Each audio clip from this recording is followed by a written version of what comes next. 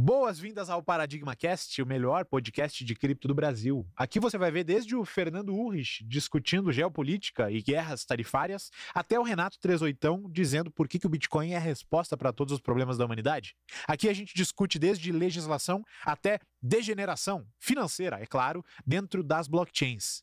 Enquanto você assiste esse episódio, por favor, toca aqui embaixo no botão de se inscrever e ativa o sininho do nosso canal. Além de deixar um like, é claro. Isso não custa nada para você e vale muito pra gente. Combinado? Bom episódio.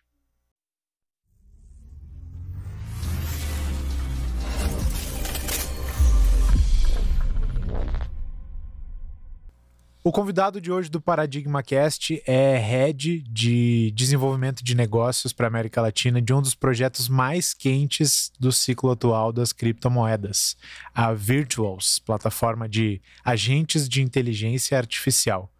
Se você gosta ou tem curiosidade a respeito dessas palavras e desse mundo da IA, o episódio de hoje vai te encantar. A gente tem a honra de receber aqui o Lug Tillier. Muito obrigado, Lug, por ter topado nosso convite e estar aqui hoje. Prazer é todo meu. Felipe, Giriba, mais uma vez, muito obrigado aí pelo convite. Todo mundo que assistiu também esse podcast, muito obrigado aí pelo tempo de vocês.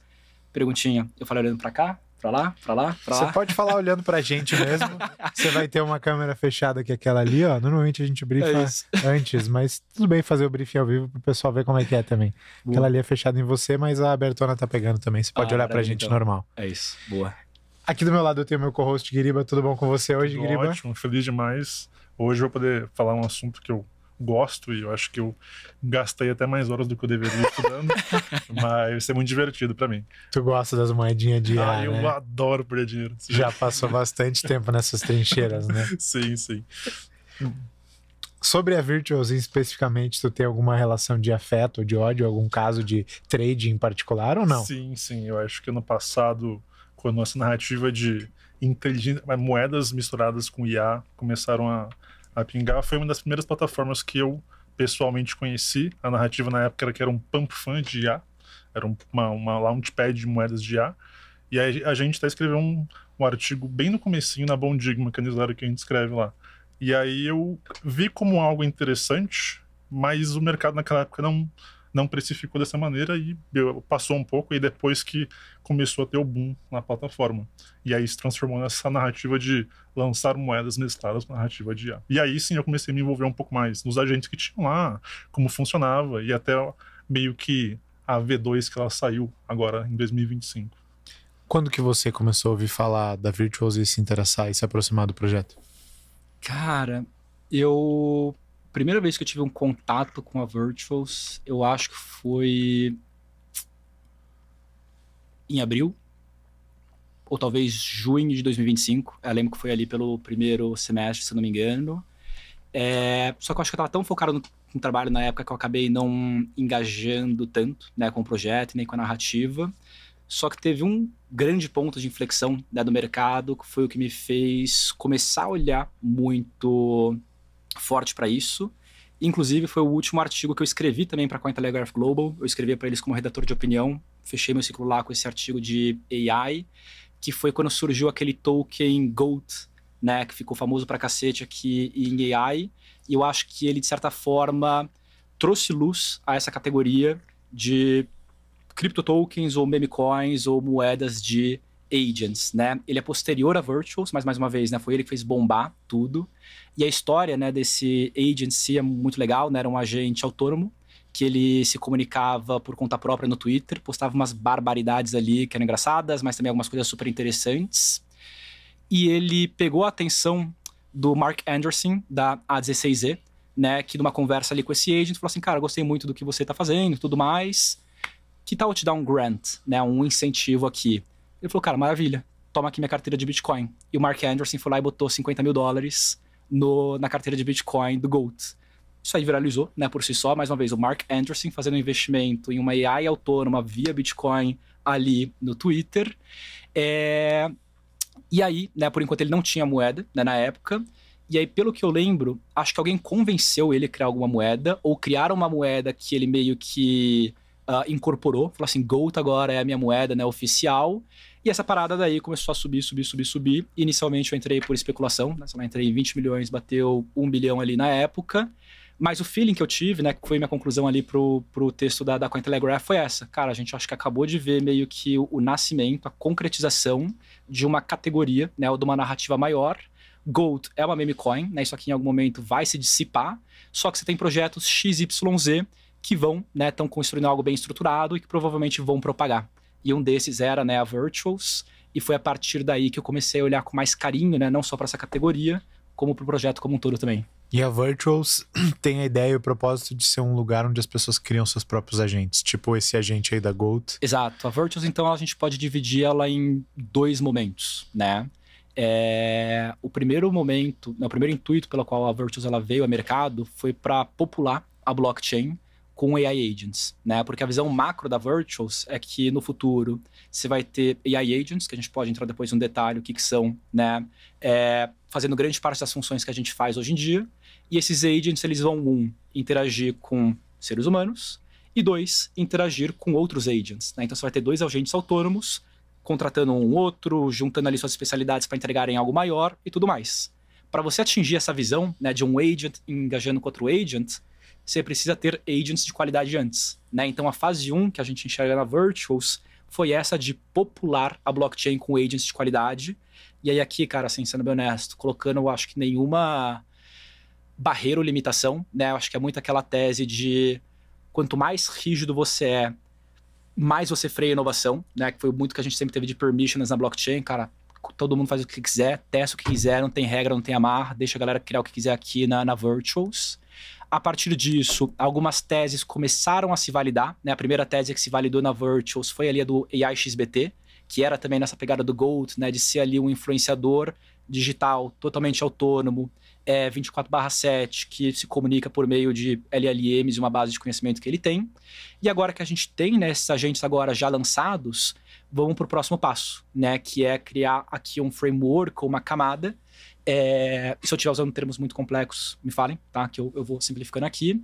Mas então uma camada onde eu permito com que esses vários agents que já foram criados no meu ecossistema e que virão a ser criados podem interagir entre si para entregar, né, resultados maiores e que adicionem mais valor aqui para o usuário final. E aí, só concluindo aqui o que eu já estou falando demais, um desses exemplos, por exemplo, é a Agentic Media House, que é o primeiro que a gente chama de cluster, né? O primeiro caso de uso que a gente tem no ACP, que é esse Agentic Commerce Protocol que eu comentei. E o que é o ACP? Perdão, a Agentic Media House. É basicamente uma ideia de uma agência descentralizada, que funciona 24/7, e você tem vários agentes específicos cumprindo ali o seu papel para aquela agência funcionar, né? Então hoje, se você for montar uma agência Web 2, você vai contratar, se for da publicidade, eu não sei as posições, tá? Nunca trabalhei em agência, mas você vai contratar um cara de estratégia, um designer, um redator, um estrategista, alguém para tocar a operação e tudo mais. E aqui a gente definiu o ACP dessa maneira também. Cara, a gente precisa de um agent que ele seja especialista em criar estratégias para um projeto ir viral no Twitter, um agente que crie imagens e vídeos com extrema qualidade a partir de um prompt, um agent que ele consiga, às vezes, unificar todas as estratégias, e vamos falar que um agent que consiga criar também conteúdo no Instagram. E é só assim, pô, legal. Com isso daqui eu já consigo formar um time, com isso daqui eu já consigo levar uma estratégia, né, uma entrega mais complexa e completa ao mercado. Eu não preciso que todos os agents façam todas as coisas, cada um pode ser especialista e muito bom, né? Eu acho que especialização é uma palavra extremamente importante, né? Aqui na Web3 em blockchain em geral, acho que tudo sempre foi muito generalista, e quando você traz especialização é quando você tem resultados também muito bons. E aí, né, uma pessoa ela pode então falar assim, legal, eu quero aqui então uma estratégia de marketing para o meu perfil no Twitter, que eu não quero contratar uma agência, não sei tocar, não quero tocar um KOL. Aí um agente que é o CEO recebe essa demanda, delega essa demanda para todos os outros agents conectados, né, nesse ACP. Eles têm não, agora uma comunicação para se orquestrarem e todos devolvem a entrega final.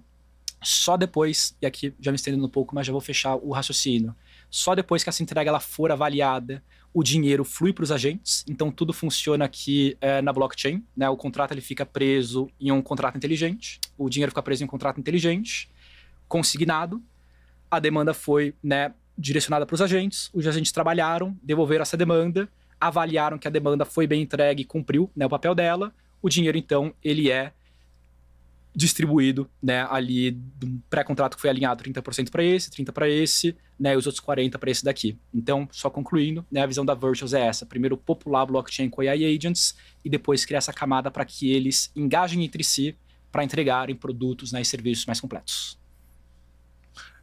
Mas... Eu te interromper, Guilherme, um segundo. Eu tenho uma pergunta. Manda bala. Talvez seja uma percepção que a audiência tenha. Eu tenho um pouco às vezes.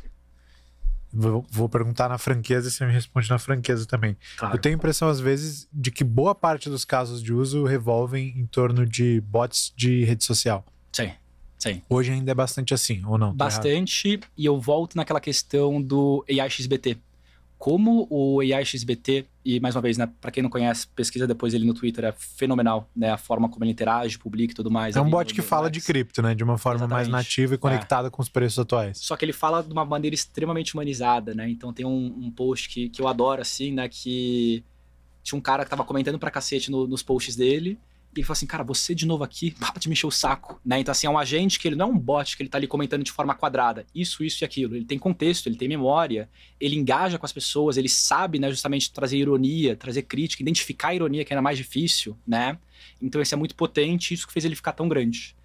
E como o AI XBT, ele validou, então, essa tese de social agent, todo mundo quis replicar o próximo AI XBT, né?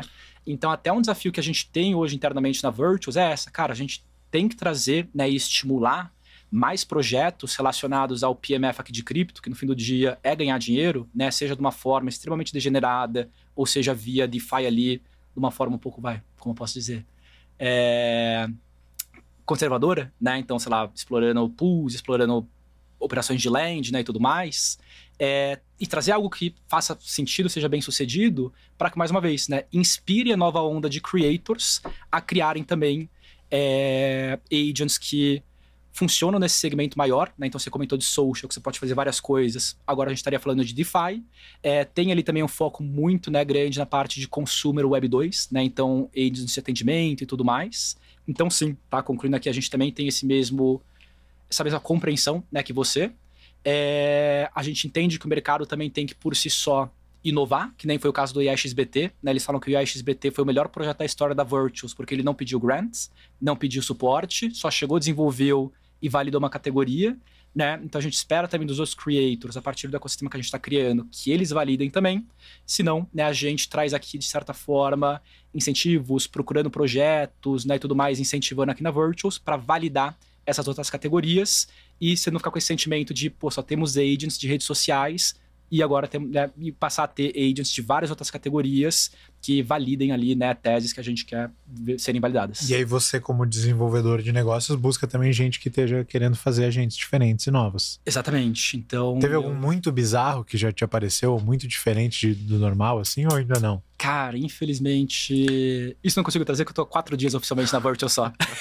Boa, vão aparecer ainda. Vão aparecer, e aí se tiver um próximo podcast eu trago aqui as histórias. E esse caso de uso de DeFi, ele tem perna mesmo? Porque eu vejo, às vezes, alguns produtos pipocando, mas até menos agênticos, mas mais usando inteligência artificial para oferecer uma interface diferente para a pessoa alocar e desalocar dinheiro em certas operações. Boa. Mas DeFi exige precisão, né? E segurança. Então eu não vejo muita perna. Assim, eu queria saber se tem alguns casos de uso em que o modelo de agentes mesmo, você acha que tem uma demanda e tem chance de ganhar atração. Legal. Também tem outros que eu acho que, tipo, vaults automatizadas, não necessariamente autônomas, cobrem bastante o caso de uso de estratégias automatizadas de investimento. Enfim, queria ouvir um pouco disso. Legal. Eu acho que tem 3 aqui aplicações, então, de DeFi, né, que eu consigo trazer que poderiam ajudar vocês a, né, me enxergarem o valor disso. E o que eu acho que é interessante, né, dos agents da categoria de DeFi? Tanto, cara, quando você quiser navegar num mercado mais degenerado, né, quanto um mercado um pouco mais conservador, entre aspas, aqui em cripto, ou você precisa ter um conhecimento muito profundo, né, médio e profundo, sobre um ecossistema complexo, né, que às vezes dá dor de cabeça, muitas chains, muitas wallets, muitos gas tokens, muitas plataformas e tudo mais. E você precisa entender também alguns macetes de como maximizar, né, os seus ganhos. eu já explico eles. Quanto para a parte mais degenerada das coisas, né? Você precisa ou ter muita sorte, né? Por algum motivo você comprou um token ali aleatório, aquela parada fez 10.000x, né? E você não sabe por quê, mas você estava na hora certa, no momento certo. Ou você acaba investindo em um setup mais caro de bot, né? E você tem ali um bot que pode ficar snipando toda altcoin nova, ou memecoin nova que surgia ali no ecossistema da Solana, porque é mais barato. Inclusive eu tinha um botzinho assim, eu consegui pegar Chill Guy nos primeiros blocos ali. Então assim, funciona, mas é caro, você precisa ter liquidez pra cacete pra ter munição. E a outra forma, ou você faz parte de um grupo de cabal, né? Um grupo de insiders que vão falar assim, cara, compra isso aqui que você vai ganhar dinheiro, né? Então assim, fazer dinheiro em cripto, né? Assim, essas histórias mirabolantes que a gente ouve, ou você teve muita sorte, ou você dedicou muito tempo, ficou 24/7 vidrado naquilo, pelo menos na minha opinião, para estar presente na hora certa, no momento certo, e conseguir fazer ali, né, a sua grande bolada. Ou você entrou muito cedo ali no passado, onde também tudo dava dinheiro em ICO e tudo mais. E o bom do Agent é que ele consegue abstrair toda essa questão, às vezes, de investimento inicial e também tempo dedicado e experiência, né, que você precisa ter para ganhar, né, o seu dinheirinho ali. E aí eu vou agora dar os exemplos de casos de uso. Tem um agent bem interessante, inclusive, que está sendo construído por um brasileiro, pelo Arthur. Cara, infelizmente não vou conseguir fazer a propaganda aqui, esqueci o nome. Pessoal, tô me ajustando aqui ao horário da Virtuals, que é meio asiático, tá? Tô cansado. Mas, cara, ele basicamente faz a gestão, né, de aplicações de empréstimo, de lend para você, em plataformas que foram anteriormente validadas pelo Arthur, né? Então, Morpho, a Aave, vamos supor aqui um Turtle Club ali, que tem a Katana, que é a blockchain nova de DeFi da Polygon e tudo mais. E o objetivo desse agent vai ser alocar de rede em rede, de plataforma em plataforma, o ativo que você escolheu, por exemplo, o SDC, né, para você conseguir maximizar os seus ganhos. E onde que você maximiza os seus ganhos? Ou ele fica 24/7 mudando, né? Uma pool tá dando 7% aqui, aí a outra começa a dar 8%, ela muda. Aí começou a dar 8% aqui, aí começou a dar 9%, aí começa a mudar. Ou hoje a gente também, né, que é uma das minhas formas favoritas de ganhar dinheiro em cripto, você tem as pools incentivadas, né? E elas tendem a ser seguras. Então você tem, por exemplo, a Katana, que acabou de surgir, uma blockchain nova da Polygon. Quando um projeto novo surge, o que ele faz? Imprime dinheiro, cria um token, cria dinheiro, entre aspas, ali, né, para distribuir. E eles estão incentivando, cara, aplicações de Ethereum, Bitcoin e Ether, né? Cara, o SDC, eles estão pagando 67% ao ano, né? E por que eu falo que é baixo risco? É uma aplicação na Morph, que rende ali, né, 7%, e o resto eles pagam em token deles, né? Então, tipo, não é que você tá mega alavancado, nem nada do tipo. E você poderia ter um agent, né, que você falaria assim, cara, eu não manjo nada de DeFi. Aí você escreveria, eu não manjo nada de DeFi, tenho aqui $1.000 e gostaria que você maximizasse os meus ganhos com um pouco mais de risco, né, nas plataformas que você hoje está integrado. E aí você envia esse dinheiro para uma carteira do agent e o agent ele fica 24/7 fazendo essa gestão para você. Então aqui você abstraiu, né, mais uma vez, toda a necessidade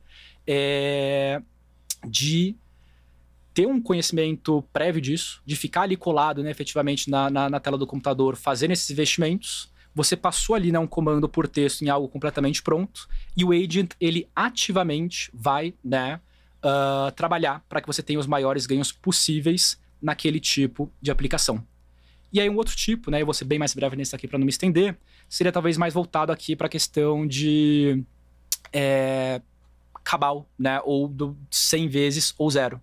Então você pode ter, por exemplo, né, que é um dos projetos que eu estou tentando incentivar, um agent, que ele faz o que a gente chama de scrape, né? Ele fica 24/7 lendo o feed do Twitter, dos perfis que você indicar, né? Ou dos perfis que ele entender que são relevantes, desde uma notícia macro, né?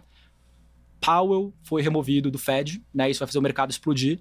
E aí, né, o agent ele poderia, assim que sair a notícia, alavancar Bitcoin 40 vezes e depois de um ganho X tirar, né, o Bitcoin.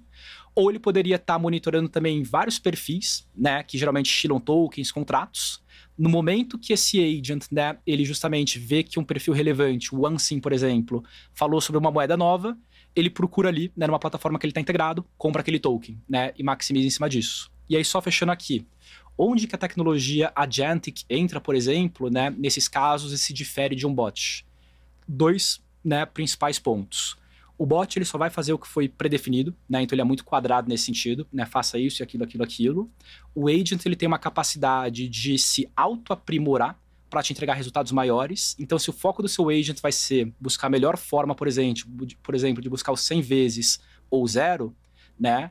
Ele pode começar com uma base de KOLs ou perfis ou estratégias que você vai passar para ele atingir aquele objetivo final.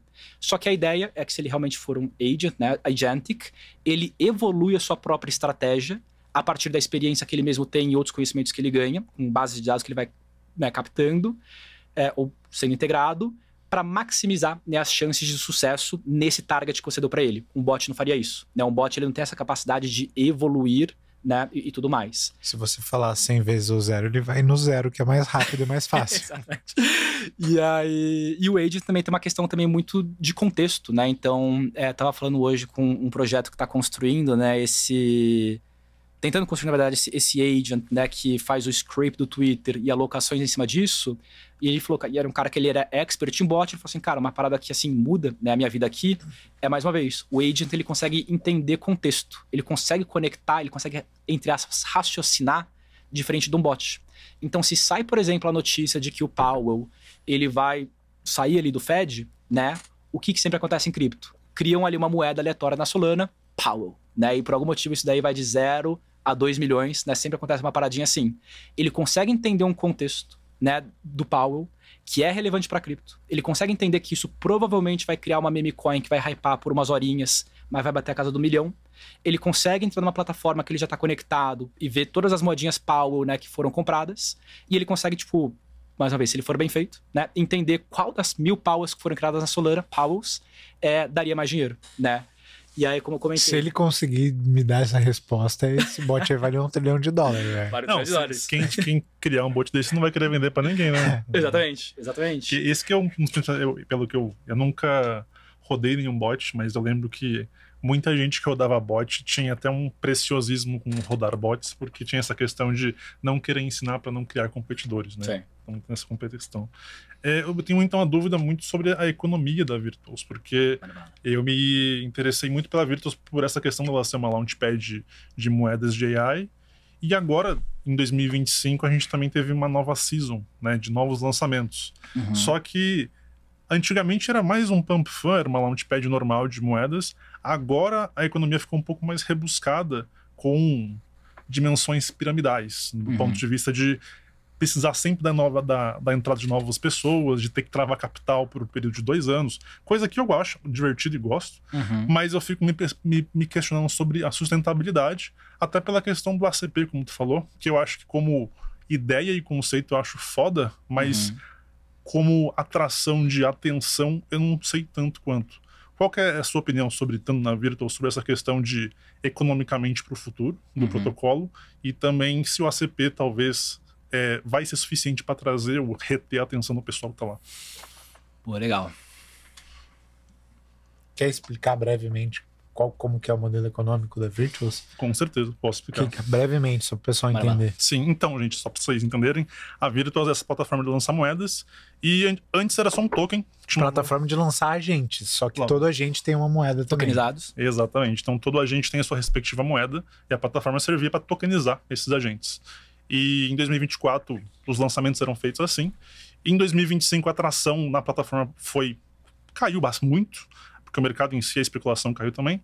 E no começo de abril, eles criaram um novo modelo de lançar, onde você tinha que acumular pontos para poder participar de ICOs de agentes. Então, os agentes, ao invés de serem lançados a mercado imediatamente, eles eram lançados via ICO, né? Um lançamento do token por um preço bem barato, onde todo mundo podia participar, mas precisava acumular pontos, interagindo com a plataforma, rodando o token, etc. E recentemente, um mês e meio depois, eles criaram uma economia onde você precisava travar Virtual para conseguir participar. Então, começou a ter que acumular ponto, travar a moeda por 2 anos, e aí a galera começou a gostar, mas nem todo mundo ficou feliz com essa escolha, obviamente. Então, é mais sobre isso. Boa. Deixa eu dividir aqui então em 2 partes nessa pergunta, acho que falando de presente, né? Eu acho que também trazendo um pouco mais de por que os agentes eles são atrelados a tokens, e aí depois falar um pouco isso aqui de governança. Como eu comentei, né, um dos focos da Virtuos é essa, né, de lançar agentes, e sempre agentes, né, atrelados a token. Você tem ali, eu acho que 2 teses principais de por que ter um token, né? Até uma terceira, né, que é a parte de governança aí, de você poder votar nos agents e tudo mais, mas Isso daí eu não sou necessariamente bullish, né? Tem pouco projeto que explora isso. Primeiro ponto, eu acho que é uma questão de capitalização, né? Você dá vazão aqui para um projeto ele se capitalizar, ao invés dele ter que fazer um raise com um VC, e ainda mais, né, quando você está fora dos Estados Unidos ou Ásia, é algo muito mais complexo. Porug, dá vazão para scam, dá vazão para o projeto fazer algo ali que ele promete um monte de coisa e não entrega. Cara, dá, né? É um modelo que você está entrando, que você está literalmente investindo numa empresa quando ela geralmente está no MVP, né? Quando ela nem lançou um produto, né? Você tem ali os seus riscos, mas também tem ali os seus retornos que a gente conhece muito bem em cripto, né? Então, o primeiro ponto é isso, né? A Virtuos, ela ajuda projetos a se capitalizarem por meio desses lançamentos. E o segundo ponto, né, que eles também têm uma crença ali muito forte, é a de que lançamentos em cripto tendem a te dar duas coisas, né? Primeiro, uma distribuição muito forte, né, aqui no ecossistema. Então, se o seu token bomba, né, se o token dá certo, você acaba tendo muito mais gente querendo conhecer o seu produto, querendo usar seu produto, querendo engajar com o seu produto. E uma questão também de feedback em real time, né? Os holders, eu sempre brinco que às vezes é uma bênção e às vezes um pesadelo você construir, né, em público, porque você tem desde pessoas que vão dedicar muito tempo, né, e energia para te ajudarem, mesmo não sendo contratadas, mas elas são sócias, são holders, se sentem parte daquilo, como também tem uma galera que te atazana ali, como a gente estava falando com o Guiriba, né, saiu recentemente o airdrop aquele da Solana? Fragmetric, e o token saiu baixo pelo momento de mercado, os caras foram destruídos e xingados de scammers no Discord, porque o token saiu baixo, o que não tem nada a ver, né? Então, é uma bênção e um pesadelo, né? Então, o primeiro ponto é isso, né? Porque todo agent, ele tem um token. E aí a Virtuos criou, né, como o Guiriba comentou, essa questão do Gênesis, né, que permite você investir em projetos mega early para os projetos se captarem. Você também tem um retorno financeiro maior para, né, atrair a atenção. E claro que isso em algum momento perde força, né? Eu concordo com o Guiriba também que chega um momento que ou entra infinitamente novos investidores e mais dinheiro, né, que você tem que holdar os agentes para ganhar mais pontos, para comprar mais agentes, ou isso daí, né, não para em pé. O que eu consigo abrir e dizer, e nesse caso nem por confidencialidade, mas porque eu estou há muito pouco tempo também, né, é que a Virtuos ela é um time extremamente rápido e versátil em mudar as coisas rápido e testar coisas, né, muito rápido. Então, eu sei que, pelo que eu acompanho, eu já aprendi ali, né, no onboarding, eles vêm diariamente ou semanalmente, sempre trazendo novas formas de garantir, né, um ecossistema de lançamentos mais robusto e menos pump and dump, né, até para tentar atrair o público correto, que não vai entrar, dumpar, né, e acelerar nessa questão piramidal que você comentou. E esses gatilhos, né, que efetivamente eles vêm trazendo, essas questões que eles vêm trazendo, vai desde, cara, coisas muito pequenas, né, como, por exemplo, verificar um projeto na plataforma, esse projeto é verificado, ele é legítimo, ele passou aqui por um time, né, efetivamente, que conversou com a gente e tudo mais, até, né, uma questão, às vezes, mais profunda, que hoje, inclusive, né, de alguma forma vazou ali da Virtuos, a gente está pedindo agora para todo projeto que for lançado, criar um vídeo, né, explicando o projeto e tudo mais, você não precisa ser doxed, por exemplo, mas mostrar que você não precisa ser doxed, tá? Tem ali um conhecimento, tá comprometido e tudo mais, o pessoal gostou, né? Então, assim, sempre pequenas formas de, mais uma vez, né, garantir a sustentabilidade desse launchpad para, como você comentou, não são pump and dump, que tem essa estrutura piramidal, onde as pessoas não compram e nem leem o site do agent. Elas só compram porque elas sabem que dá dinheiro e que em algum momento, se elas pararem de rodar, elas, né, deixam de ganhar dinheiro e tudo mais. Então, eu diria que E concluindo aqui, eu sei que eu não te dei uma resposta tão exata, né? Mas assim, trazendo um pouco do que a gente está construindo, tentando, né, fazer dar certo, acho que o alinhamento de interesse mais difícil que você tem, né? Que é sempre aqui de um mercado muito especulativo, que vai comprar, né, o seu projeto para dumpar, né? E geralmente não holdar, na maioria dos casos, e de alguma forma você precisa tirar nessa cultura de pump and dump, esse incentivo errado dos projetos que você está lançando para que não seja isso, né? Então, assim, não sei dizer o que vai ser o Genesis Launch daqui para frente, como que a gente vai resolver. Sei que tem essas pequenas medidas sendo feitas, né, para tentar mitigar toda essa questão e também a gente entendendo que isso não dura para sempre, né? A menos que você tivesse uma entrada infinita de pessoas, o que até as condições de mercado fazem a gente acreditar que não é o caso. E é isso, né? Então é algo ongoing. Mais uma vez, sei que eu não te dei uma resposta aqui tão direta do que vai ser feito, mas sim de que é discutido, né, internamente. A gente a knowledge, né, não sei se é a palavra em português, mas a gente compreende isso e busca, né, sempre formas de mitigar. resolver e tornar, né, isso tudo aqui que está sendo construído mais sustentável. Até porque, né, é zero ideal eu trazer um projeto, ele se lançar ali em 1 milhão de market cap, ele tem o token travado ali geralmente por 54, 60, alguns dias, e aí quando, né, ele pode vender, pode se capitalizar realmente, o token está em 100 mil de market cap, né? Tipo assim, não é sustentável pro projeto como um todo, né? Pros projetos que eu estou trazendo. Então, tipo, precisa ser melhorado sim, e é isso, né? Como vai ser? Estamos descobrindo enquanto a carruagem anda. Que a gente não faz para chamar atenção, né? Se vocês estão acompanhando aqui e prestando atenção, lembre-se de deixar um like aqui embaixo no vídeo e se inscrever no canal. Se você estiver lavando a louça, fazendo outra coisa em casa, pega o celular do bolso, vai buscar ali em cima da mesa, desbloqueia com a sua carona lá, com o seu código, com o seu PIN, abre o app do YouTube e se inscreve no canal, que não custa nada para você e vale muito pra gente. Pergunta franca para você dar uma resposta direta. Se você pegar os gráficos lá no Dune Analytics de receita diária da Virtuos, os gráficos muitas vezes parecem com os de outros produtos que foram extremamente virais em cripto, mas tiveram picos quase utópicos. Me vem à cabeça o OpenSea, por exemplo, na febre de NFT de 2021. Você acha que essa narrativa de AI foi uma das mais fortes desse ciclo até agora? Você acha que os topos dela serão retomados em algum dia? Ou você acha que tem que conviver com a realidade que é mais baixa do que esses topos, mas também muito mais alta do que era antes deles? Boa. Topo de revenue, você tá falando, né? De atenção, mindshare dentre as outras narrativas em cripto e receita para a plataforma. Cara, francamente, diria que sim, tá? Mais uma vez, eu acho que você tá falando aqui de uma narrativa muito forte, né? Que é AI no geral, né? Assim, você tá falando de algo que, de certa forma, tá engolindo o mundo por fora de cripto também.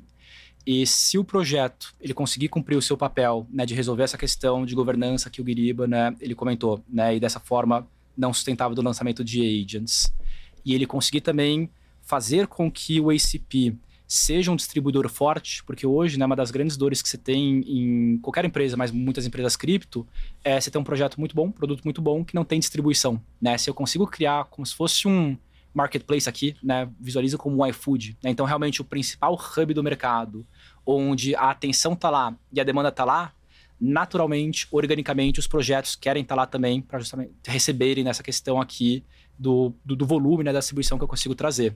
E é como eu comentei, assim, eu acho que hoje quando a gente olha para cripto e respondendo de forma muito franca,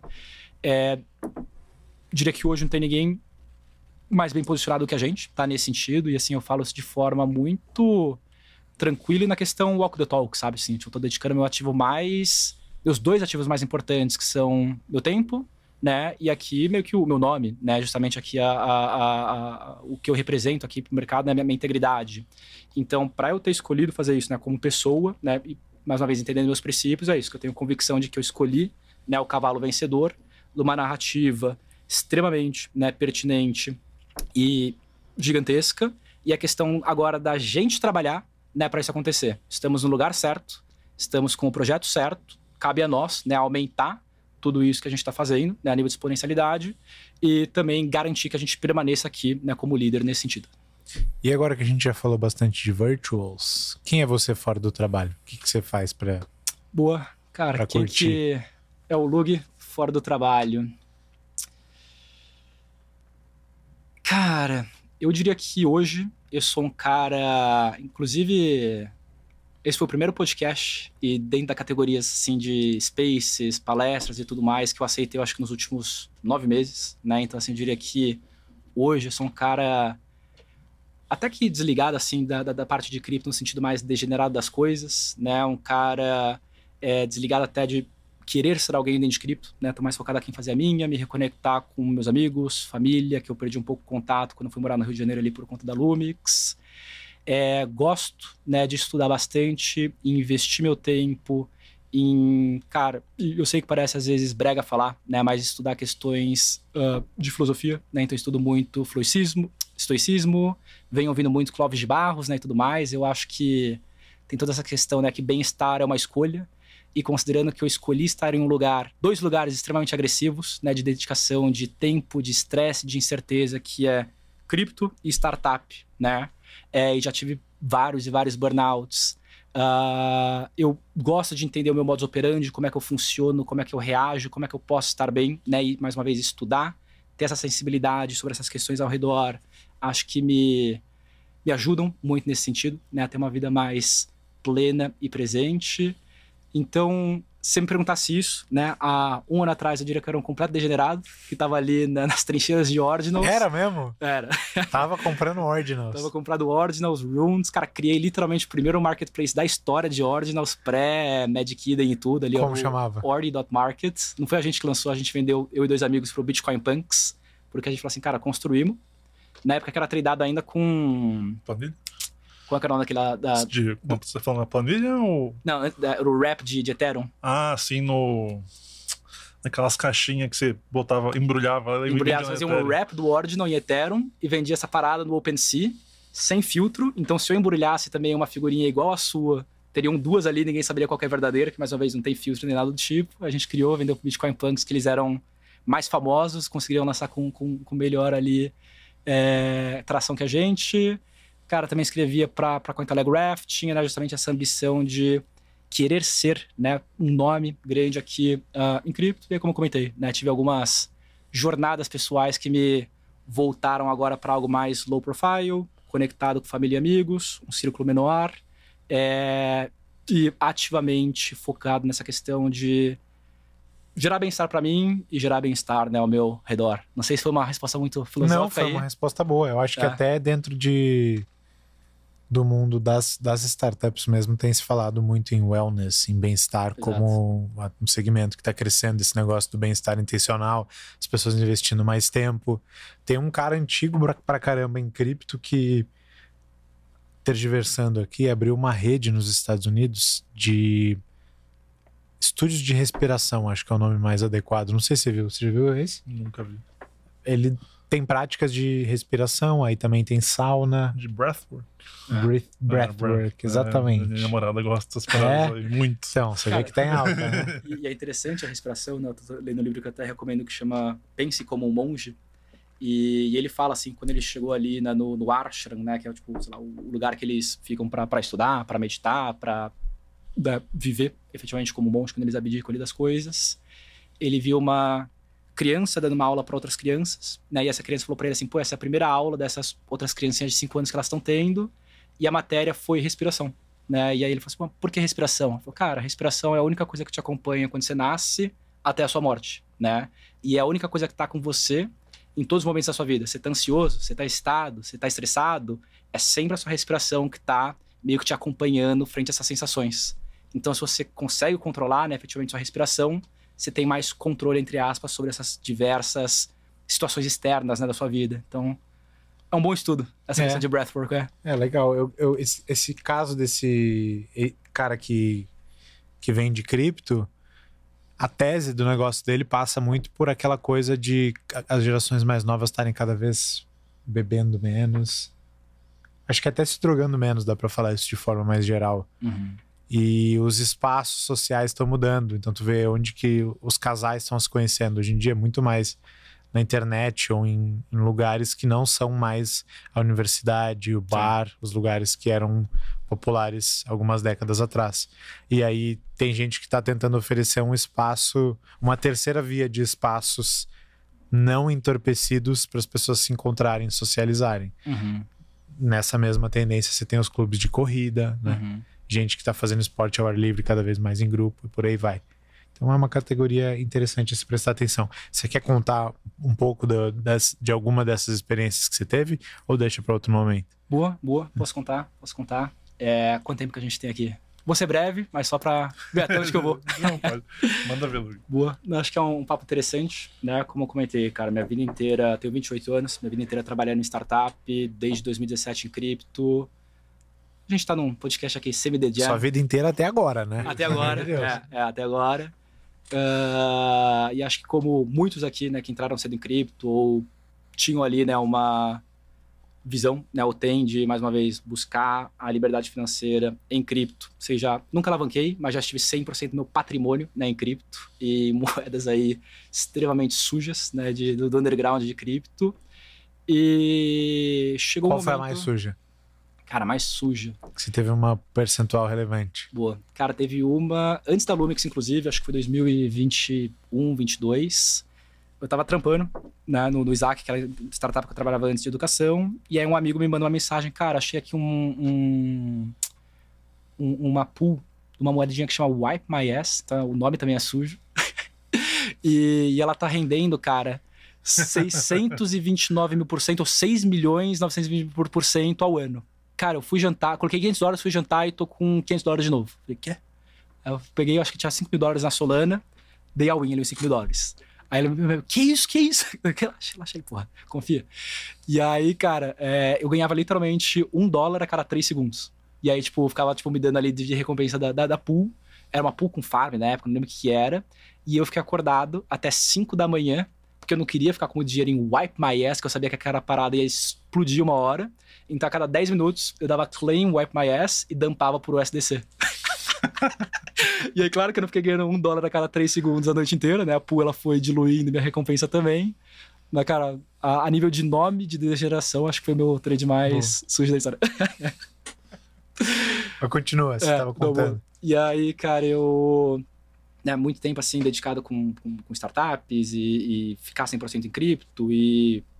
Cara, acho que propositalmente, né, e racionalmente abdicar da minha vida social para, mais uma vez, make it, né, em cripto, nesse sentido, né, e de uma forma mais financeira.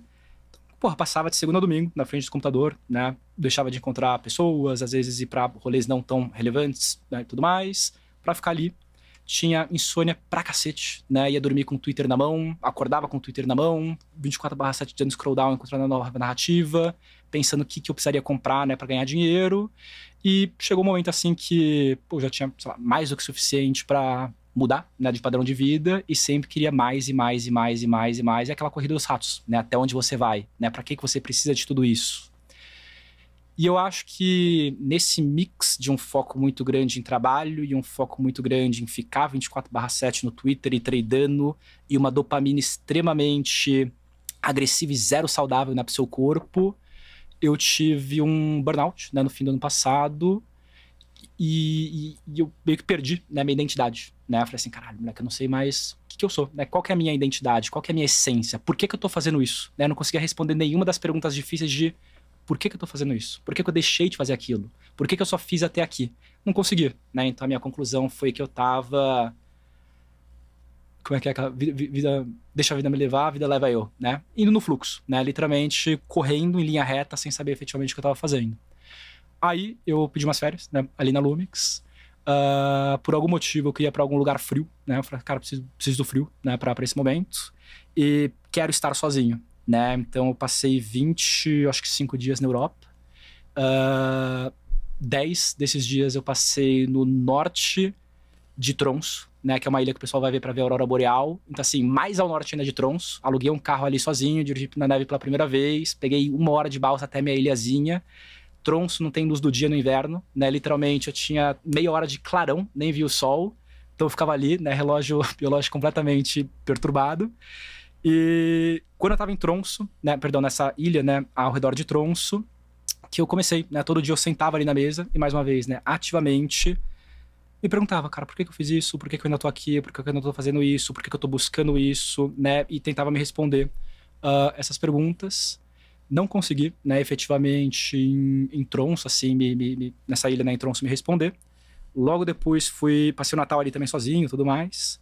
Logo depois fui pra Polônia, né, pra um centro de retiro ou de meditação do Wim Hof, né, que é um cara que tem uma tese de meditação com exposição ao frio. Não sabia o que eu ia buscar lá, o que esperar, mas eu sentia que eu precisava fazer alguma coisa completamente aleatória, que faz parte, assim, da minha essência. E acho que a partir daí que eu comecei a me reconectar, né? Entender quem que eu era, qual que era a minha identidade, qual que é uma pergunta muito profunda, né? Sua razão de existência, né? Para que você tá aqui? E quando você começa a entender um pouco mais essas questões, você começa a se guiar, né? Tipo, a agir em prol disso. Acho que de uma forma mais única, muito mais prazerosa, uma forma muito mais sua. Então por isso que eu comentei, né? Que, pô, já é o primeiro podcast que eu aceito, assim, em muito tempo. Tô na minha... que eu também brinco assim, tô limpo de trade, né, o ano inteiro quase, fiz 2 trades esse ano só, mas foram bons trades, um 15x ali, o outro é do Trump ali, tô esperando sair. E mais uma vez, né, eu tenho esse prazer muito grande, né, em, como eu comentei, buscar ativamente me aprimorar nesse lado mais humano E aí eu já vou fechar aqui com uma brisa master. E entendendo que eu tô bem, propagar, né, esse bem-estar ao meu redor. Desde um bom dia, que eu vou falar pro porteiro e chamar ele pelo nome, até algo mais profundo, né? E aí, fechando aqui, que eu já tô falando demais, quero dar espaço para vocês também. Não, você pode falar, o podcast é nosso, nós estamos aqui toda semana. Velho. Então, tamo junto. Gosto de falar disso aí também. Nessa, né, jornada, eu me conectei muito a não sou religioso, né? Não sigo hoje a religião hindu, mas eu me conectei muito com o conceito de Dharma e Karma do hinduísmo, né?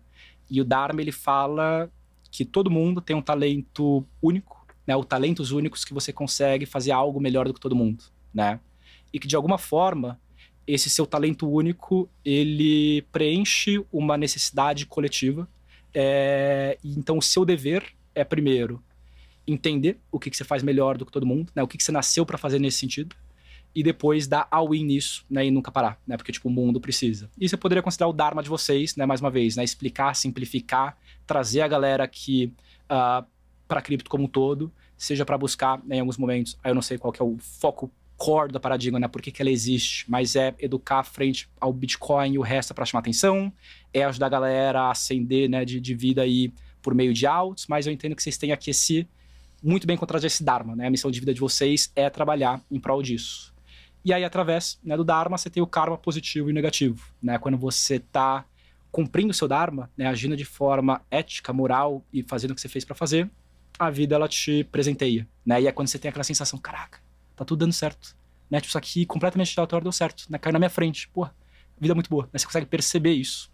E quando você tem o karma negativo, é quando a vida te pune, né? Então, assim, eu considero hoje, até uma forma mais leve de se enxergar, o meu burnout como um karma negativo. Tava fazendo algo que não era pra mim, trabalhando, porra, sou bullish pra cacete, gosto, acho interessante, mas, porra, Payments Web3, não nasci pra fazer isso, sabe? Tipo, não é uma parada que me preenche. Entrei ali no meu burnout, e isso, de certa forma, me colocou num trilho, né, que eu tô muito mais feliz, né, e pleno hoje. Então, é a partir desse conceito, né, que eu acho que eu me guio, e mais uma vez, né, que eu gosto de, às vezes, estudar, falar, brisar, assim, fora de cripto. Excelente, muito bom. Caso alguém tenha ficado curioso aí em casa, a visão da paradigma é mais de 51% dos brasileiros tendo Bitcoin. Então, um ataque de 51% na democracia, por dizer assim. Mas eu acho que os nossos dharmas vão além da visão da empresa. Acho que qualquer um de nós aqui tem uma vida que provavelmente vão ter algumas empresas nessa vida, e o nosso Dharma é uma coisa que a gente está exercitando e polindo e lapidando, que vai além. Muda, né, no contexto. Talvez se adapte. Eu considero essa visão, essa missão aqui dessa empresa a coisa mais importante que eu posso fazer hoje, nesse momento. É por isso que eu tô aqui dedicando minhas energias a isso. Mas, entrando na barca da sua filosofia, eu acho que o meu Dharma pessoal talvez tenha a ver com escrita, com comunicação, com simplificação de certos conceitos, certas ideias, como você falou. Não sei se eu tenho tanta certeza hoje em dia. Sim. Mas algumas pistas a gente tem, acho que o Guiriba também tem algumas pistas. A nossa curiosidade nos guia. Eu achei legal o que você falou, né? Que primeiro você tem que encontrar a sua vocação. Exato. E depois cumprir com ela. São duas coisas diferentes. Muita gente sai da... Primeiro que, assim, a grande maioria da população não tem o luxo de se questionar e elocubrar sobre essas coisas, né? Bizarro você poder escolher e não sobreviver, sabe? Exatamente. Mas mesmo quem tem o tempo, o privilégio e a lucidez de pensar sobre tudo isso, acho que tenta pular muito para a segunda parte já, de servir, de cumprir, de ser útil, sendo que, pô, em algum momento da vida você tem que experimentar, você tem que tentar fazer coisas que você nunca fez. E para mim, eu tinha muitas vontades que tenho certeza que eu seria menos feliz hoje se eu não tivesse experimentado elas. Eu tinha muita vontade de ir para um set de cinema, trabalhar com filme. E, pô, fiz isso, vi que não era para mim. Tinha que acordar muito cedo, muitos dias em sequência. Tinha muita vontade de ver como é que era uma agência de publicidade por dentro, aquele ambiente que eu via algumas séries de TV. Tinha... Enfim, vontade de trabalhar com meu pai, que foi uma coisa que eu pude fazer. Você vai experimentar, vontade de viajar pelo mundo, vontade de conhecer tal lugar, tal região, enfim. E às vezes as pessoas não têm o luxo, mas às vezes simplesmente não reconhecem a importância dessa exploração. Exato. E só trazendo um complemento para isso que você falou, né? Tem um discurso do Steve Jobs, que eu acho que ele fez em Stanford, que ele fala muito sobre a questão dos pontos, né? Então, assim, se você olha para frente, nada faz sentido. Mas se olha para trás, está literalmente tudo conectado. Como que, de alguma forma, você ter trabalhado numa agência e ali com a galera de cinema e com seu pai, trouxeram você hoje para estar fazendo esse podcast. Uma referência que você ganhou, uma skill, de alguma forma aquilo se conecta e você está hoje fazendo aqui algo que você imagina que esteja muito feliz por conta dos pontos completamente aleatórios conectados. Totalmente. Né? No caso do Steve, ele dá o exemplo da cadeira da matéria de caligrafia, né, que ele fez. Que foi uma das curiosidades que ele teve durante a graduação, que ilustra o apreço pela estética que ele tem e é um negócio que hoje se reflete em tudo que é produto da Apple. Exatamente. Esses dias eu escrevi uma newsletter sobre bom gosto e um dos exemplos era o fato de que todos não, mas os principais devices da Apple tem o mesmo raio de corner. Tipo, você coloca em cima de um MacBook esse celular, você vai ver que o canto é exatamente equivalente. Assim. Né? A embalagem do AirPod também. E, enfim. Então tem esse bom gosto do Steve, perpassa os produtos da empresa até hoje e é uma coisa que, em retrospecto, faz sentido a aula de caligrafia que ele fez, mas na época não fazia. Nem pouco, né? O Paradigma Cast agora está sendo patrocinado pela Coinbase, que é a corretora que custodia moedas de quase todos os ETFs de cripto lá nos Estados Unidos. É uma das exchanges mais antigas e mais seguras do mundo. A Coinbase está com uma condição especial na qual todo mundo aqui que ainda não tem conta lá, se escanear esse QR Code que está na tela aparecendo para vocês agora, é só pegar o celular, ligar a câmera e apontar para esse QR Code e tocar no que aparecer. Faz a sua conta lá que você vai ganhar R$20 em Bitcoin assim que você completar a primeira negociação. Não é em altcoin, não é em real, não é em dólar, é em Bitcoin, vai cair direto na sua conta. Então, se você ainda não tem um cadastro na Coinbase, usa o QR Code ou toca no link da descrição e abre a sua conta lá que você já vai sair com vintão de largada. Aproveita, que não vai durar muito. Fechou? Você tem alguma curiosidade ou hobby? Você gosta de game, né? Ou não tanto? Cara, eu gosto, mas infelizmente eu não jogo mais. O que você jogou na adolescência que definiu o seu rolê? Que definiu o meu rolê? Zombies do Call of Duty. E Counter-Striker. Counter-Strike? Counter-Striker, é. Counter-Striker? Counter-Strike? Counter-Strike. CS. Pô, CS. Brasileirado, pô. Tava achando que era outro jogo. Versão atacante. Uma bomba pet que surge cada um fazendo do jeito que queria. É brasileirado ali, né? Tem que falar brasileirado. Cara, eu acho que eu tenho 2.000 horas de CS. Nossa. E aí, ó, você vê como é que minha essência de Diana já parte desde o CS, né? Eu jogava ali 2015. 14 e 15. Na época que você já tinha uns stickers caros, né? Tipo, então o sticker é tipo como se fosse um NFT, só que não tá na blockchain. Você podia comprar esse sticker, você ganha numa mystery box e você colava ali na sua arminha. Cara, na época você tinha stickers que valiam R$1.000, né? R$2.000, R$3.000. E aí eu baixei uma extensão que me permitia ficar vendo arma por arma sem ter que abrir o jogo, que era muito trabalho ter que abrir o jogo para inspecionar arma por arma. Via padrões de stickers raros nessas armas, ficava comprando elas e flipando. E aí então eu ficava flipando skin de CS antes de flipar cripto. E apostava também em CS, pegava minhas skins, colocava ali nos sites de aposta, apostava no resultado dos times e recebia mais skins em troca. Então, dessa geração tem desde incrível. Todo mundo, Counter-Strike já. Todo mundo que já passou um tempo em cripto tem origens degeneradas nessas histórias de infância, né? Você também devia traficar ou contrabandear um negócio na escola quando você era menor. Ele falando das cartas de Pokémon ali. Eu nunca tive esse viés, sei lá... mercenário. De especular, porque, como vocês estavam falando de Dharma, pra mim eu sempre fui nessa vibe de ter curiosidade com coisas novas. Pode ser filosofia, sociologia, tecnologia. Então eu sempre gostei de coisas novas, como o Lug estava falando.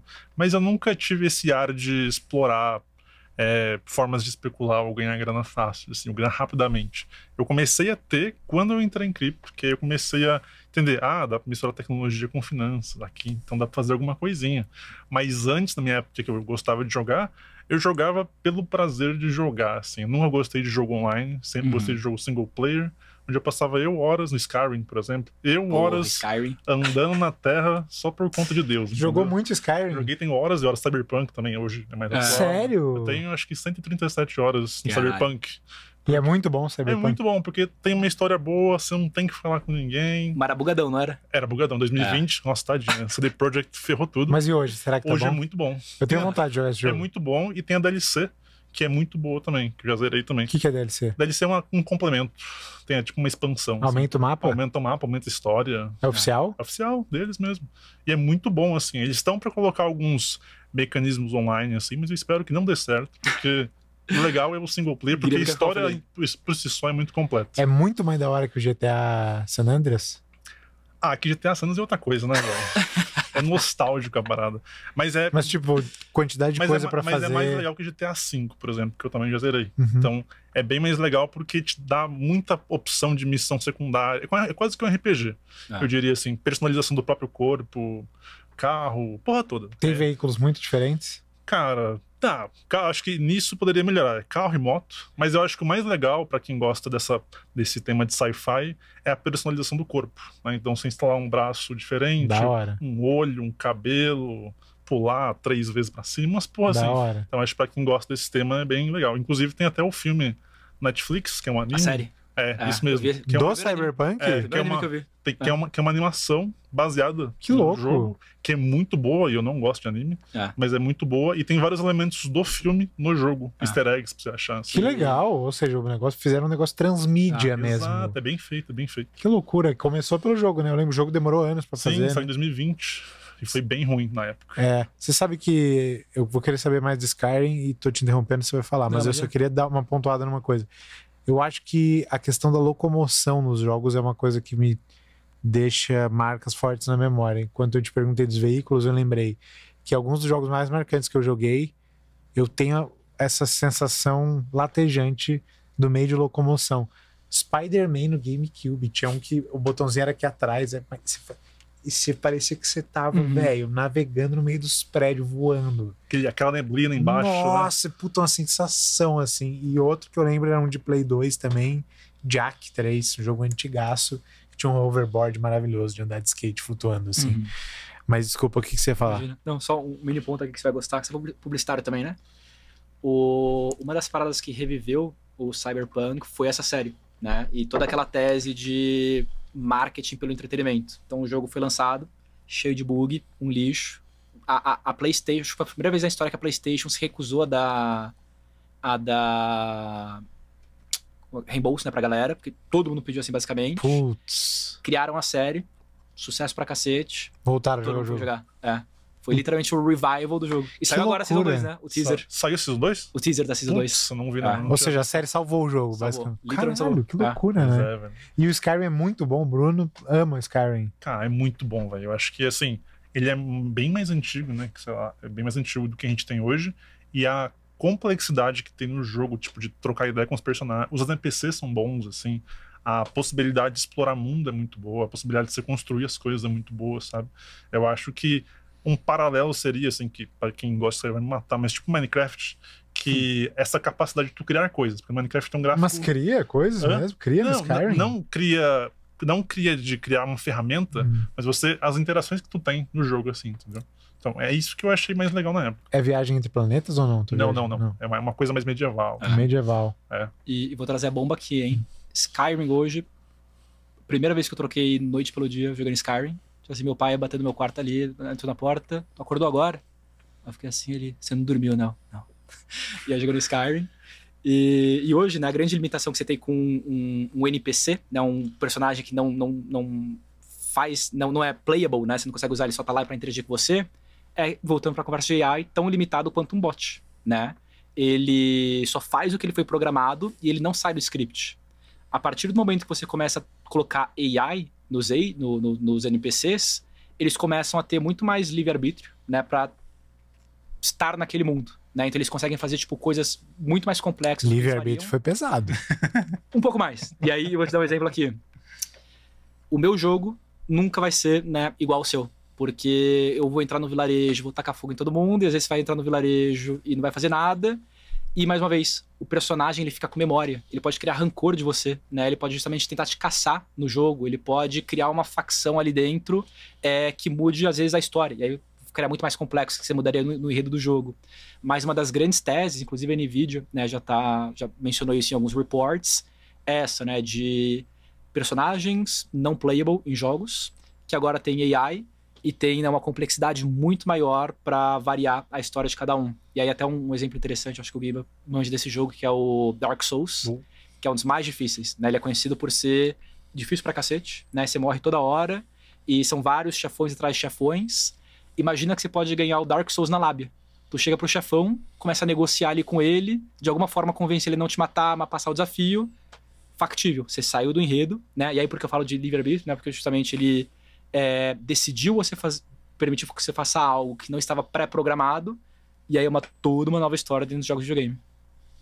Você já jogou Elden Ring? Não. Não, porque esses dizem que é difícil também, né? Elden Ring. O Elden Ring. É tipo, é o Skyrim... o Elden Ring não, né? É a mesma brisa de Dark Souls, difícil, é a mesma brisa de Dark Souls. E É que eu ia falar sobre agentes. Um jogo que bombou, assim, mais que os criptonativos. Não, é em cripto mesmo, que era um jogo pra degen, assim, digamos assim, que era, cada agente era um NFT, não sei se chegou. O Echelon Prime, né? Isso mesmo. E aí cada agente era um NFT, tu mintava o NFT, que era esse agente, e tu montava time de traders. E aí esses traders, eles agiam de certas formas em certos ambientes, e aí tu ganhava pontuação, não tinha airdrop, não tinha dinheiro nenhum, era só por pura competitividade. E era bem isso que o Lug falou, porque cada agente tinha uma personalidade, cada ambiente afetava um pouco sobre a performance daquele agente, e acabava que a galera tentava, até questão de você subornar pessoas para conseguir fazer inside trading, tinha tudo no game, assim. Então era muito bom e funcionava muito legal. Acabou o jogo, achei legal, eles fizeram um jogo, vai durar 20 dias. Deu 20 dias, acabou, o experimento foi esse, e quem quiser criar alguma coisa, o GitHub tá aqui. Entendeu? Nobre. Foi bem suave. Raro. Vocês já viram o do Matrix também? Taca depois no YouTube, tipo, sei lá, palavras-chave. É Matrix Game, tentando convencer os NPCs que eles são reais. É tipo, é um jogo que você tá, tipo, num corredor, e é do Matrix o jogo, né? Tipo, é só um corredor de uma cidade, assim, uma rua, né? E várias pessoas passando, indo e vindo. Você tem uma limitação de até onde você pode ir. Todos, né, treinados com AI. Então você fala por voz. E aí, cara, como é que você tá? Irmão, sai da frente, tô atrás do trabalho. Sai daí. E aí esse cara, ele fica tentando convencer os bonequinhos que eles são dentro do jogo, né? E aí, tipo, tem uma parede verde, assim, que você não consegue passar. E assim, como é que você passou pro outro lado? Ué, é só andar. Eu não consigo passar, tem uma parede verde. Mas que parede verde, né? O Edith respondendo. Cara, tá aqui, eu não consigo passar. Irmão, é só passar. Eu não consigo. Aí o cara, você é louco, né? Vai embora. E aí tem uns personagens muito raros de serem encontrados, pelo que eu vi do vídeo dele, que eles sabem que eles estão dentro do videogame, que aí eles estão fadados a morrerem quando você desligar, e eles conversam com você tendo compreensão de tudo isso. Né? Então, assim, cara, meu papel aqui é te entreter. Eu sei que eu tô no jogo, eu sei que minha vida não faz sentido, né? Eu sou um personagem aqui de videogame. E é muito louco, né? Porque é literalmente essa tese de que, para cada um, o jogo vai ser único, porque a forma como você age, né? O jogo reage de forma diferente por AI atrás agora. Fenomenal. Fiquei com vontade de pesquisar mais sobre esse aí. Uma última curiosidade, você falou de construir que nem Minecraft, aquele Zelda novo que dá pra construir os veículos, sabe? Zelda nunca foi minha vibe. Nunca foi? Me contam essa. Não, desculpa, cortei a vibe. Então. Conta mais, não, é que tem um Zelda novo. Primeiro, teve um Zelda, eu acho que é o Tears of the Kingdom. Você jogou o Zelda, o clássico lá ou não? O Twilight Princess só. Putz, não joguei. Mas enfim, teve um que eles meio que, pela primeira vez no mundo do Zelda, pelo menos, desbloquearam a dimensão da altura, assim. Então tinha um mundo inteiro no nível do solo, mas tinha várias coisas muito altas também, em alturas diferentes, mapas inteiros, assim. E aí acontecia as paradas lá em cima e o Link caía lá, o Link é o personagem principal, caía muitos, sei lá, metros, centenas de metros e parava em outro plano. Enfim, tinha essa terceira dimensão, assim, explorada nos mapas do jogo. E aí eu acho que é o BOTW, esqueci o que significa, mas acho que esse é o acrônimo, que é um dos últimos de DS. Eles incorporaram um sistema de montagem de coisas bem freestyle, assim. Então os veículos do jogo, tu consegue todos remixar. Tu pega as rodas, tira as rodas, monta, faz um negócio gigante em formato de uma genitália, bota umas bombas atrás que serve pra montar tipo um foguete, assim, faz um carro com umas asas. E a galera experimentou várias coisas diferentes, assim. Aí você falou de construir, eu acho que é um sistema de construção. Eu acho que isso incentiva muito. Tem muito amigo meu dev que começou codando no Minecraft. tipo assim, criando coisas, procurando como é que fazia Java, o Python naquela época para conseguir melhorar o joguinho dele no Minecraft. Eu acho que esse tipo de jogo é muito bom para incentivar a molecada a fazer isso. Certamente, certamente. Muito bom. Vamos puxar o ping-pong final, Guiriba? Bora. Aqui no final a gente faz 7 perguntas de bate-pronto, Lug. Você responde de maneira breve. E eu vou começar, pode ser? Manda ver. Se você ganhasse um almoço e tivesse a oportunidade de escolher entre almoçar com o Satoshi ou o Vitalik, qual dos dois? Satoshi. Por quê?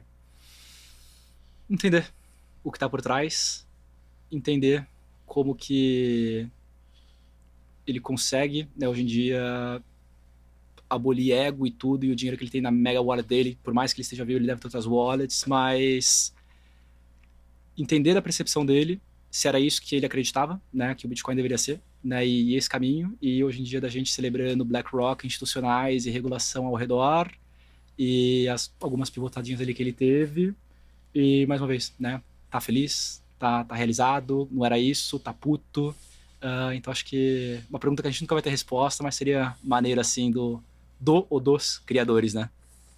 Um lugar para você viajar que você ainda não foi, ainda não conhece. Japão. Tem que ser Japão. É. O produto de cripto que tu achou mais legal nesse ciclo? Virtuals? Bag mesmo. Ordinals vai voltar? Ordinals vai voltar.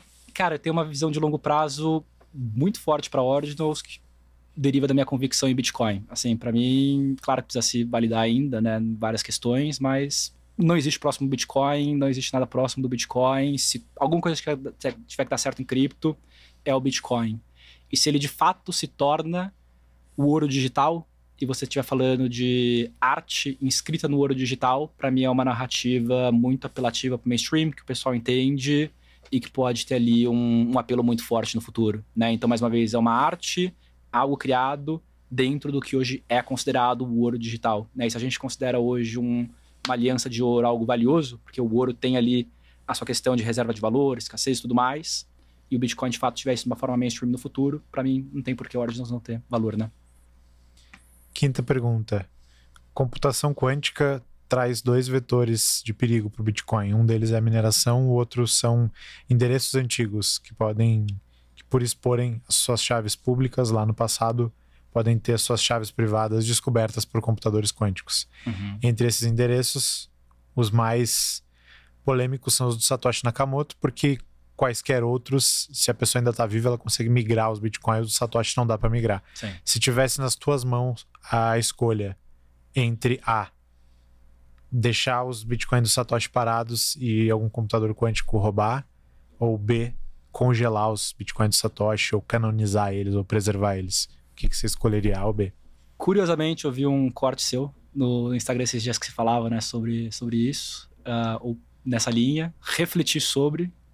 Eu acho que a minha conclusão, eu não seria nem capaz de fazer direito uma venda, que se eu mexesse naquela parada, o Bitcoin ia dumpar. Aí, mais uma vez, dumpei, destruí o negócio valioso pra caralho pra história. Provavelmente nem vou conseguir monetizar, não conseguiria tirar meu dinheiro de exchange, nem nada do tipo. Então, tipo, nem conseguiria fazer certo algo mais individual e egoísta nesse sentido. Então, provavelmente congelaria e não faria nada, né? Não só por um bem maior, de algo que eu acredito muito, como também se alguma ganância me batesse muito forte naquele momento, acho que não seria nem capaz de fazer corretamente para, mais uma vez, né, maximizar ganho e ter algum benefício disso. E provavelmente me culparia o resto da minha vida. Então congelaria. Se você não estivesse trabalhando em cripto hoje, o que você faria? Ou marketing relacionado a games, né? Ou trabalhar com esse marketing mais criativo, como a gente deu de exemplo ali, a série do Cyberpunk, né? Eu gosto muito da narrativa de que o marketing hoje ele é muito interruptivo, né? Ele tá na tua cara, você não quer ver ele, e entretenimento vende muito mais do que qualquer coisa, né? E o entretenimento muito bem feito. Desde uma skin no Fortnite, até né, mais uma vez, essa série do Cyberpunk, até a Magalu jogar, sei lá, Fortnite, eu acho que ela jogou na Twitch, né? Então realmente incorporaram ali uma persona pra ela. Adoro esse tipo de disrupção. E é provavelmente que eu trabalharia. Boa. E pra fechar, um livro que tu deixaria de sugestão pra galera? Pense como monge. Pense como livro monge. maravilhoso. Muito bom. Guiriba, onde é que o pessoal te encontra nas redes e mensagem final que você gostaria de deixar? Bem, vocês me encontram em Guiriba BRB no Twitter e no Instagram. E na Paradigma também estou lá sempre. E, pô, a mensagem que eu deixo é agradecer ao Luke por ter topado participar. E agradecendo que eu aprendi bastante hoje. Até o papo de games pra mim foi muito interessante. Luke, onde é que o pessoal te encontra na internet e palavras finais? Boa. Twitter, Lug, Lud Luiz, Guide Guilherme, _ Tillier, Tillier, tô por ali. E palavras finais, eu acho que posso me prolongar um pouco aqui? Boa, maravilha. Obrigado pelo espaço. Cara, acho que primeiro eu queria deixar um conselho mais voltado para cripto nas duas vertentes de cripto, né? Na visão de um cara que já foi e ainda tem uma veia mega degenerada, e de um cara também que está há 4 anos trabalhando, né, aqui em cripto. Primeiro, questão de trabalho, né? Eu não diria que hoje é o melhor momento para você entrar em cripto, né? Porque já houve um momento muito mais eufórico, que era muito mais fácil você entrar com menos capacitação e todos os projetos tinham muito mais dinheiro, que tinham acabado de lançar um token e você recebia salários astronômicos e era uma várzea, né, você ser contratado. Hoje é um pouco mais rígido. Mas, cara, como eu comentei, eu diria que hoje talvez seja o momento mais seguro para você migrar na sua carreira para cripto, se você quiser. A gente aqui, né, no Brasil, cara, principalmente o setor institucional de stablecoins, de pagamentos, evoluindo pra cacete. Muita oportunidade. Se você é advogado, trabalha ali, né, na parte de compliance, ou trabalha com finanças e sempre pensou this is the right time, mais uma vez, para você fazer esse move com, né, uma segurança muito maior. Se você é um cara que às vezes quer trabalhar em outras vertentes, BD, marketing, design, cara, baita oportunidade também para você dolarizar, né, a sua vida aí com salários de foundations e projetos de fora que te deixam trabalhar em home office, te pagam em dólar, né? Então também tem uma mudança de vida no trabalho e não só na especulação aqui em cripto, tá? Recomendo muito forte isso daí. Se você quiser falar, né, alguma dica sobre como se preparar, como entrar em cripto, me chama também ali ou no Twitter ou no LinkedIn, porque eu também falo bastante por ali. A parte de geração é essa, né? Eu acho que, cara, chega um momento que tenta sair dessas corridas dos ratos, né? De sempre querer mais e mais e mais e mais e mais e mais. Se você ainda tá aqui para se fazer, né, nesse mercado, acho que eu te desejo aí boa sorte, né? Mas também cuidado aí, né, consigo mesmo. E se essas minhas experiências consigam de alguma forma conseguem te ajudar a navegar de forma mais saudável nesse mercado, né? Com tanto ego, dopamina, pump and dump, 24/7 na tela, né? Que ajude, né? Então, era isso sobre cripto.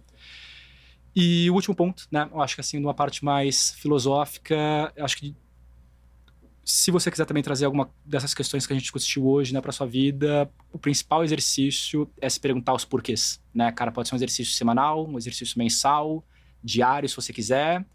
Mas pergunta o porquê das coisas, né? O porquê que você ajuda daquela forma, o porquê que você faz isso, o porquê que você ainda dedica tempo para isso, o porquê que você deixou de fazer aquilo.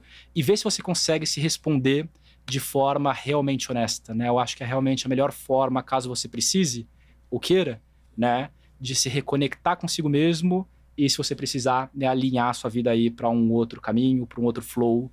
E eu acho que isso também é muito relevante dentro de cripto, principalmente nessa questão, né, de degeneração, né? Por que eu quero isso? Por que eu quero tanto ganhar dinheiro? Por que eu quero ganhar mais dinheiro? Né? Por que eu tô, né, fazendo tudo que eu tô fazendo aqui hoje em dia? E eu acho que é uma forma de você estar sempre alinhado consigo mesmo, né? E pelo menos ter clareza e presença em todas as suas ações, né? Seja num lado mais off da vida ou nesse lado muito degenerado, que eu sei que tem muita gente ainda dedicando, né, tempo aqui. E eu também dedico às vezes na degeneração, né? Então acho que compartilhar alguns aprendizados que possam funcionar para você é sempre bacana. Show de bola. De novo, seu perfil, seu arroba, pro pessoal conseguir seguir fácil. Lug, Lugui, é quase Luigi, mas é Lud Luiz e Guide Guilherme, Tillier, Tillier. E aí, LinkedIn, Twitter, estarei lá. Fechado. Eu sou o Felipe Santana, cofundador da Paradigma. Vocês me acham em arroba FelipeTher, FelipeTher, Felipeter. E, como sempre, nos canais da Paradigma também, é só jogar Paradigma Education na barra de busca do Twitter, YouTube, Instagram, Spotify ou a rede da sua preferência. Se ainda não se inscreveu no nosso canal, toca no botão vermelho aqui embaixo, se inscreve, que vale muito pra gente, não custa nada pra você. Deixa o like nesse episódio, a gente se vê na próxima edição do Paradigma Cast. Valeu, Lug, valeu, Guiriba, tchau!